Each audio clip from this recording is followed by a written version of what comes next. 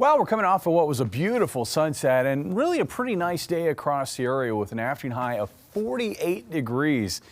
This after an afternoon high yesterday of only 23. So we saw a big pop in temperatures thanks to southwest winds. We're sitting at 41 right now, and for most of the night tonight, we will stay near or above the freezing mark. Now we have a cold front on the way, and that front will arrive later tonight. And it looks like as that front arrives, there is going to be some moisture moving north to meet up with the front.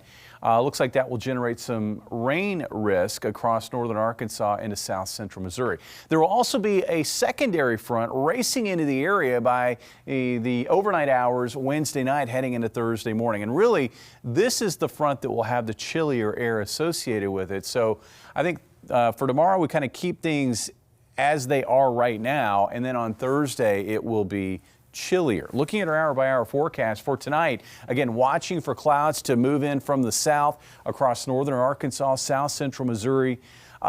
Just a wave of mid and high level cloudiness coming in with a front further north. Not expecting any precipitation near and north of Highway 60, but further south, rain should break out after midnight, and I think it's going to be there near sunrise.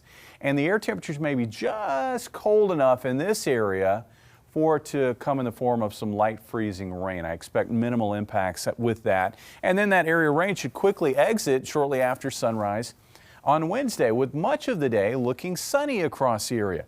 And rain totals will be very light with this event where we find that light rain. Temperatures by morning, once we get, I think, to sunrise or just on the other side of sunrise, will bottom out in the upper 20s and low 30s. Looks like maybe 29 for a morning low in Springfield, with an afternoon high tomorrow up around 47, even 50s possible to the south. So another pretty nice January day. Tomorrow night looking colder by Thursday morning. 20 for a morning low with an afternoon high of 44. So maybe not as good, but still dry, and we're still going to have a fair amount of sunshine. Then the weather takes a turn. I expect an Arctic front to move through at the very beginning of the day on Friday. So what that will set us up for is a day where we actually have early morning highs, with temperatures slowly falling throughout the day on Friday. In fact, I think temperatures may slowly fall through the teens, with wind chills falling into the single digits. That cold air is going to be in place as the system moves out of the southwest, and I do expect a very widespread winter storm to take shape across the southern plains and the deep south. We're kind of on the northern edge of it, and the question right now is how much will dry air play a role in snow potential locally for us, because I think it will play a role in cutting into potential snow amounts.